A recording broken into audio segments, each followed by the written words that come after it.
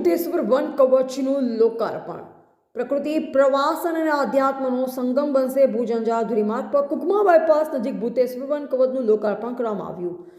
42 પ્રજાતિના વિવિધ 10,000 વૃક્ષો, ગઝેબોને પાથવે સાથે મંદિરના સાનિધ્યમાં સામાજિક વનીકરણ વિભાગ દ્વારા નિર્માણ કરાયું છે, જેનું લોકાર્પણ રવિવારે કરાયું। કુકમા ખાતે રાજ્યમંત્રી ત્રિકમભાઈ છાંગા, સાંસદ વિનોદભાઈ ચાવડા, જિલ્લા પંચાયત સભ્ય હરિભાઈ જાંટિયા, સામાજિક વનીકરણના નાયબ વન સંરક્ષક જયંતભાઈ પટેલ સહિત અગ્રણીઓએ રમણીય સ્થળનું લોકાર્પણ કર્યું। ડીસીએફ જયંત પટેલે જણાવ્યું કે 42થી વધુ વનસ્પતિનું વાવેતર કરાયું છે।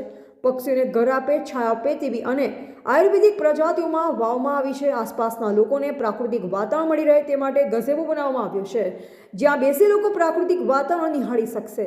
આ વન કવચમાં વડ, પીપળ, ઉમેરો, જાંબુ, સીસમ, આમળા, ખાખરો, ખાટી મીઠી આંબલી, સરગવો, ગુલમહોર, દાડમ, પીલું, જામફળ, લિયાળ સહિત વિવિધ પ્રજાતિઓના વૃક્ષ વાવવામાં આવ્યા છે। રાજ્યમંત્રી અને સાંસદના હસ્તે નવનિર્મિત વન કવચમાં વૃક્ષારોપણ કરવામાં આવ્યું।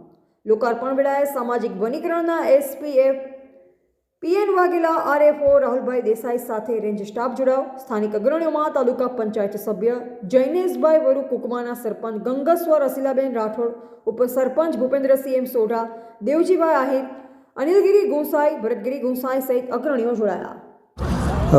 આ વન કવચના લોકાર્પણમાં આપણા માનનીય મંત્રી શ્રી ત્રિકમભાઈ છાંગા સાહેબ અને આપણા કચ્છ અને મોરબીના સાંસદ શ્રી વિનોદભાઈ ચાવડા સાહેબ હાજર રહ્યા।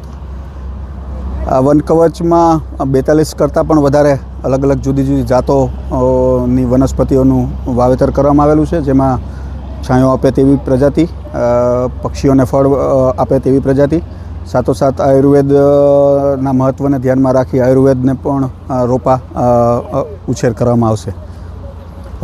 બીજી અન્ય વન કવચમાં સુવિધાઓમાં આજુબાજુના ગામ લોકોને એક પ્રાકૃતિક વાતાવરણ મળી રહે તે હેતુથી પાથવે પણ બનાવવામાં આવ્યું છે, એન્ટ્રી ગેટ પણ છે, અને સાથે સાથે ગજેબો કે જ્યાં બેસી અને પ્રાકૃતિક વાતાવરણનું નિહાળી શકે તે માટેનું સરકારશ્રીની યોજના છે।